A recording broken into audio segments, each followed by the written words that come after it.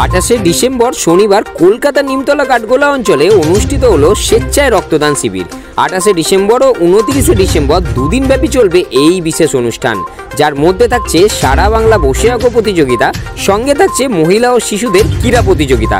সমস্ত অনুষ্ঠানটি পরিচালনা করেন জোড়াবাগান উন্নয়ন পরিষদ। উক্ত এই অনুষ্ঠানে উপস্থিত ছিলেন বজবজের বিধায়ক অশোক দেব মহাশয়। এছাড়াও উপস্থিত ছিলেন কলকাতা 20 নম্বর ওয়ার্ডের কাউন্সিলর বিজয় উপাধ্যায় মহাশয়, উপস্থিত ছিলেন 25 নম্বর ওয়ার্ডের কাউন্সিলর রাজেশ সিনহা মহাশয়। এছাড়াও উপস্থিত ছিলেন অমিত মিশ্রা সহ বহু বিশিষ্ট ব্যক্তিবর্গরা। আজ প্রচুর মানুষ এই অনুষ্ঠানে রক্তদান দিয়ে অনুষ্ঠানটি সাফল্যমণ্ডিত করেন। সমগ্র অনুষ্ঠানটি বিশেষভাবে সহযোগিতা করেন কাজল বিশ্বাস মহাশয়।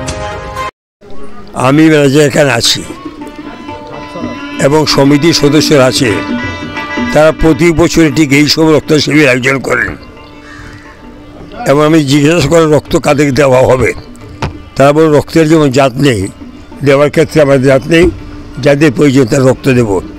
আমি তাদের শুভেচ্ছা জানাই। অঞ্চলে মানুষকে নিয়ে সমবেত হবে দুটো দিন। বহু মানুষ আছেন যারা এই মুহূর্তে আর্থিকভাবে তারা পিছিয়ে রয়েছেন, তারা আনন্দ বিনোদনের সুযোগ পায় না।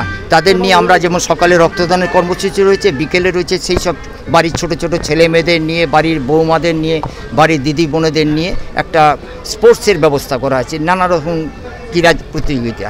সেখানে শঙ্খদ্বীপ জ্বালানো, প্রদীপ প্রজ্বলন করা, গৌমেরের রাউন্ড, সমস্ত রকম ছোট থেকে বড় বিভিন্ন স্তরের মানুষ সমবেত হবেন বিকেল 5টার পর এবং রাত্রির পর্যন্ত সেই অনুষ্ঠান চলবে। এটা হচ্ছে এই অঞ্চলের সমস্ত মানুষের কাছে একটা বার্তা যে আমরা একটা নন পলিটিক্যাল ব্যানার থেকে আমরা ইউনাইটেড হয়ে মানুষের জন্য কিছু করতে চাই।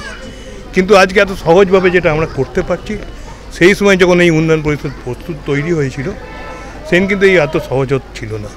তখন সারা বাংলা জুড়ে একটা বাম বিরোধী আন্দোলন চলছে, আর বামেদের সেরকম একটা অত্যাচার চলছে বাংলার মানুষের কাছে। কিছু সাধারণ মানুষ যারা পৌঁছতে পারছিল না তৃণমূল কংগ্রেস যারা করে তাদের কাছে।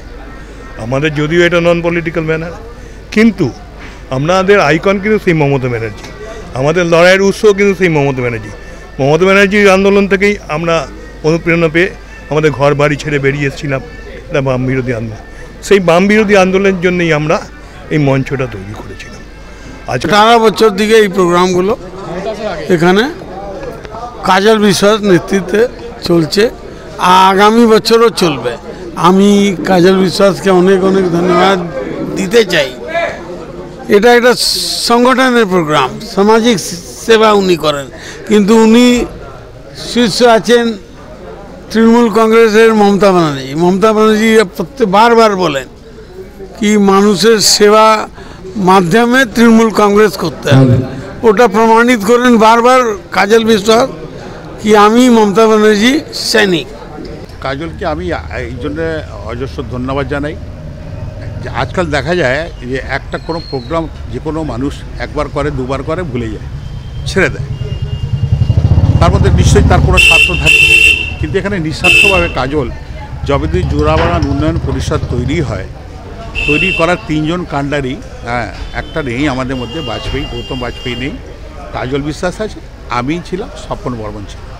উদ্দেশ্য কী ছিল? তখন সিপিএমের সন্ত্রাস, তার থেকে মুক্তি দেওয়া, সাধারণ মানুষের জন্য পরিষেবা দেওয়া। এই কাজ নিয়ে কাজল বিশ্বাসকে আমরা হেড করে এটা শুরু করাই এবং লাগাতার এই প্রোগ্রামটা উনি করে যাচ্ছে।